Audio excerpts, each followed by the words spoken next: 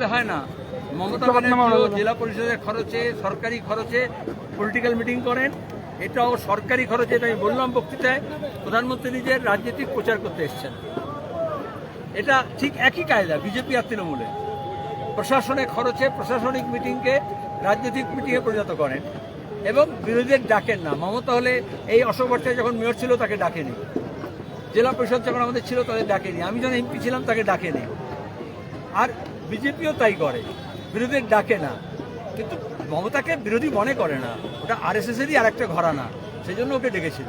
এবার মমতা কখনো যান কখনো যান না, উনি একান্তে মিটিং করেন, পাবলিকলি সামনে আসেন না। মোদি বললেন তৃণমূলকে বাঁচানো আর কেউ থাকবে না, তাহলে আগে কি কেউ বাঁচাতো? উনি বাঁচাতেন। রাজনাথ সিং, উমা ভারতী, একজন মারা গেলেন, অর্থমন্ত্রী ছিলেন প্রাক্তন, অরুণ জেটলি, এরা যখনই এসছে 2014 পরে মমতার প্রশংসা করেছে। মোদি নিজে 2014 লোকসভা নির্বাচনে, 16 विधानसभा निर्वाचने ब्रिगेड दाঁড়িয়ে বলেছেন 34 साल में सीपीएम जो गड्ढा बनाया है उसको भरने के लिए दीदी को थोड़ा समय देना पड़ेगा। তোমার কোনো তোমাদের আর্কাইভ থেকে ছবি আছে, ভিডিও আছে। কারণ বিজেপি চেয়েছিল মমতাকে দুর্গা সাজিয়ে আর আরএসএস পশ্চিমবঙ্গে দখল করবে, সেটা যদি করা হয়েছে। আর এখনো ভোটের আগে কুস্তি দেখায়, নাটক করে। আজকেও নাটক করেছে, তোমরা সারাদিন ধরে দেখাবে এর বাড়িতেও আক্রমণ করেছে, ওর বাড়িতে আক্রমণ করেছে। গত বিধানসভা নির্বাচনে নাড্ডা কাড্ডা হয়েছিল জগদীপ ধনখড় এবং মমতার মধ্যে। তোমরা কত টুইট যুদ্ধ দেখিয়েছো, কত খবরের কাগজে শিরোনাম হয়েছে। এই আনন্দ বোসের সঙ্গে মমতা ঝগড়া কত দেখিয়েছো, শ্লীলতাহানি করেছে। মমতা বলেছে আমি রাজভবনে যাব না, আমার শ্লীলতাহানি হবে। তারপরে আবার ধর্ণা মঞ্চ থেকে ছুটে গিয়ে আনন্দ বোসকে ফুল দিতে গেছে। মোদি যখন গুজরাটে দাঙ্গা করেছে, তারপরে মমতা তাকে ফুল পাঠিয়েছিল মুখ্যমন্ত্রী হওয়ার জন্য। সুতরাং এসব রাজনীতি ওদের চলে, এটা আরএসএস এইভাবে করে। এরা সব কুশীলব, যেরকম যেরকম স্ক্রিপ্ট আরএসএস বলে দেয় সেরকম সব স্ক্রিপ্ট আওড়ায় মমতা মোদিরা। তাহলে কি আদৌ রাজ্যের মন্ত্রীর বাড়িতে হামলা নয়? মানে তৃণমূল বলছে যে স্বাধীনতার পর প্রথমবার, এমন নজির এর আগে রাজ্যে নেই। এসব কথা অনেক বলে। এই বিরোধীদের উপরে হামলার নজির কে তৈরি করেছে? বুলডোজার নিয়ে ঘর ভাঙা কে করেছে? উত্তরপ্রদেশ যোগী করে থাকে, এখানে তৃণমূল করেছে। গত বিধানসভা নির্বাচনের পরে 11-র পরে কত আমাদের বামপন্থী কর্মীরা ঘর ছাড়া হয়েছে, 85,000 মিথ্যা মামলা হয়েছে, কত অফিস দখল হয়েছে। 13 সালে পঞ্চায়েত নির্বাচনে ওই একদিনে মমতার নির্দেশে শুভেন্দু বলছে 1300 অফিস আমাদের জ্বালিয়েছিল, পুড়িয়েছিল, ভেঙেছিল, উত্তরবঙ্গ থেকে দক্ষিণবঙ্গ পর্যন্ত। এটাই তো আরএসএসের রাজনীতি। মমতা ব্যানার্জি গান্ধীবাদী কংগ্রেস করতেন, তারপরে আদবানি বাজপেয়ীর কাছে গিয়ে মোদি আর মমতা একসঙ্গে একই পাঠশালায় পড়েছেন এবং একই রকমের রাজনীতি করছেন। মোদি আজকে বলেছেন যে এই সরকারের অবসান ঘটলে পরে গরিবের মুক্তি হবে। একজন প্রশ্ন করেছে,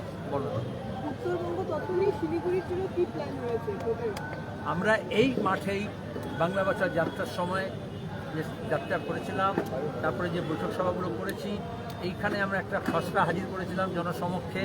তারপরে আমরা 1 মাসের মধ্যে জলপাইগুড়িতে Jyotiprasad centre for social studies and রিসার্চের নাম করে একটা আমরা রাউন্ড টেবিল বৈঠক করেছিলাম। উত্তরবঙ্গের সব এক্সপার্টসরা এসেছিল, তার সেই খসড়াতে আরও কিছু সাহায্য করেছে। তারপরে আমরা একটা উত্তরবঙ্গের জন্য আলাদা ডকুমেন্টস তৈরি করেছি। এখানকার পর্যটন, এখানকার পরিবহন, এখানকার চা বাগান, এখানকার কৃষিভিত্তিক শিল্প, এখানকার পরিবহন, এখানকার হচ্ছে তোমার গিয়ে স্কুল কলেজ, হাসপাতাল, আইন college, arts college development, human resource ডেভেলপমেন্টের জন্য যা যা দরকার আছে, এমনকি পাহাড় সমস্যার সমাধানের জন্য কীভাবে আরও অটোনমি দেওয়া যায় স্টেট উইদিন স্টেট, এবং আদিবাসী, রাজবংশী, কোচ, বিভিন্ন জনগোষ্ঠী, জাতিগোষ্ঠী যারা আছে তাদের অধিকার, তাদের ভাষা, তাদের রীতি নীতি, তাদের সভ্যতার যে ধারা, সেটাকে আরও কীভাবে উন্নত করা যায়, বিকাশ করা যায়, তার জন্য নির্দিষ্ট পরিকল্পনা আমরা করেছি।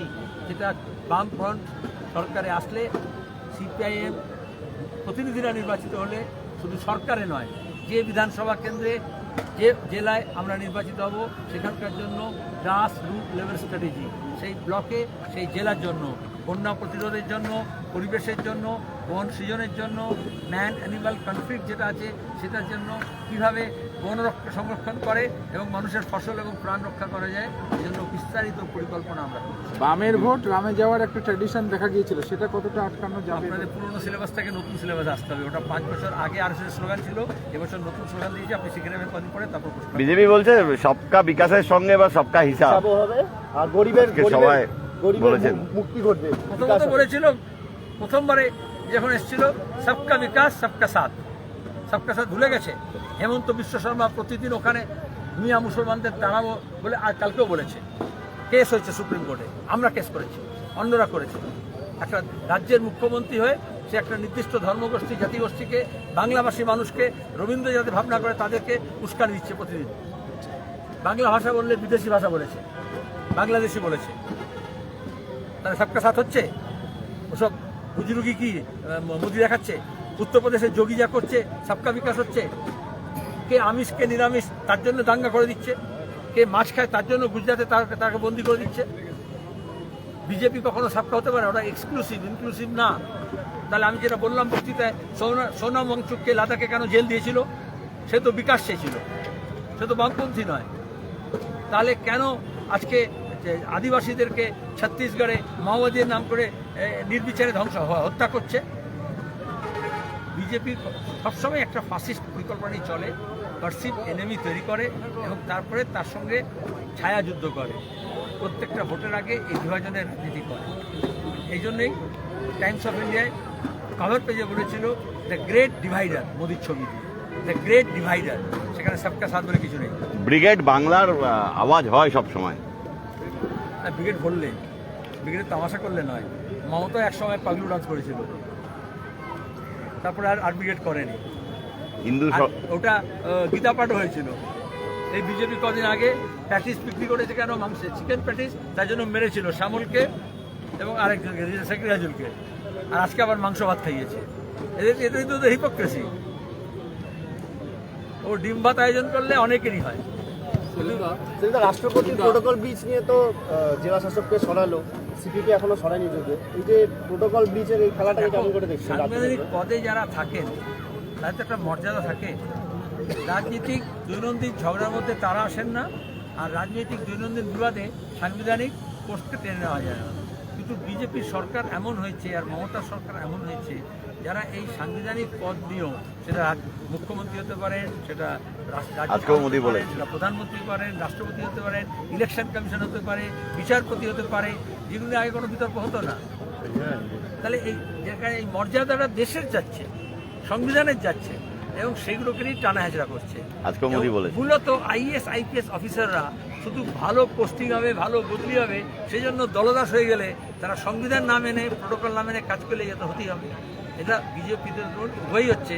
আসলে নিচ ধরনের লোকেরা, সংকীর্ণ মনা লোকেরা কোনো উচ্চ পদে চলে গেলেই সেটা কিন্তু উচ্চ হয়ে যায় না, বরঞ্চ পদটা গরিমা নষ্ট হয়ে যায়। সেদিন ব্রিগেডের প্রধানমন্ত্রী নরেন্দ্র মোদীর কটাক্ষ, বাংলায় দর্শকরা সুরক্ষিত, সন্ধে নামলেই প্রধানমন্ত্রী আরো অনেক কিছু বলেছেন। তুমি জানো রামকৃষ্ণ পরমহংসদেবকে কি বলেছেন?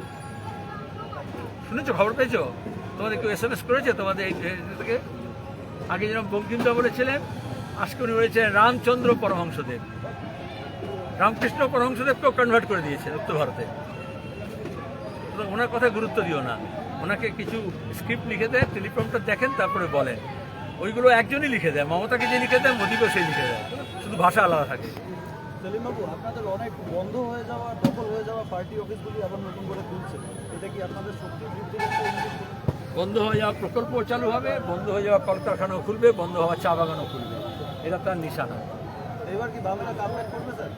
অবশ্যই। বাংলাকে বাঁচাতে হলে বাংলার পুনরুজ্জীবন দরকার। তার শিল্প, কৃষি, চা বাগান, পাট শিল্প, রাস্তাঘাট, পরিবহন, শিক্ষা, স্বাস্থ্য, সবার। সেটা বামপন্থীরাই ভালো পারে, বামপন্থীরাই ভালো জানে। হাতের তালুর মতো এই বাংলাকে চেনে। এই বাংলার সমাজ, সংস্কৃতি, ইতিহাস, আন্দোলন, সংগ্রামকে আমাদের পূর্বসূরীরা গড়ে তুলেছেন। আমরা এই বাংলাকে তিল তিল করে মরতে দিতে পারি না। সেজন্য বাংলার পুনরুজ্জীবনের জন্য বামপন্থার পুনরুত্থান দরকার। এখানে শুধু সিপিএম না, বামপন্থা আজকে আক্রান্ত। বামফ্রন্টের বাইরেও যে বামপন্থীরা আছে তারাও সমবেত হচ্ছে, এখানকার তারাও স্বাগত। এখানকার রাজ্য সরকার স্বতঃপ্রণোদিত হয়ে তদন্ত করতে পারে না, পুলিশ পারে না, অন্যান্য এজেন্সিকেও তদন্ত করতে যায় না, এটা দিল্লিতেও নিয়ে যাওয়ার চেষ্টা হচ্ছে, সংসদের কার্যক্রম নষ্ট করতে চাইছে। আচ্ছা, অভয়া যখন মারা খুন হলো, গণধর্ষণ হলো ওরা ওই আরজিকর হাসপাতালে, এখন তো বাবা মা বলছে নাম প্রকাশ করুন, কারণ অভয়া নাম নয়। কিন্তু এই যে ভয়ের আবর্ত, সেখানে দাঁড়িয়ে কেন্দ্রের পুলিশ আর রাজ্যের পুলিশ কে তদন্ত করে সত্য বার করলো? হাইকোর্ট থেকে সুপ্রিম কোর্ট, কোথা থেকে ন্যায় পাওয়া গেল?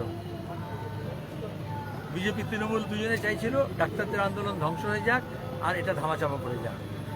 সুতরাং কোন মুখে প্রধানমন্ত্রী বলেন এখানে ওখানে ওখানে হবে? রাজীব কুমারের মামলা ভুবনেশ্বরে গেছিল, মনে আছে? তারপরে গেছিল মেঘালয়ে, তারপরে কি হলো? আসল কথাটা বোঝো, নকল যুদ্ধের সাজিও না। ধন্যবাদ। সাইবার অনেক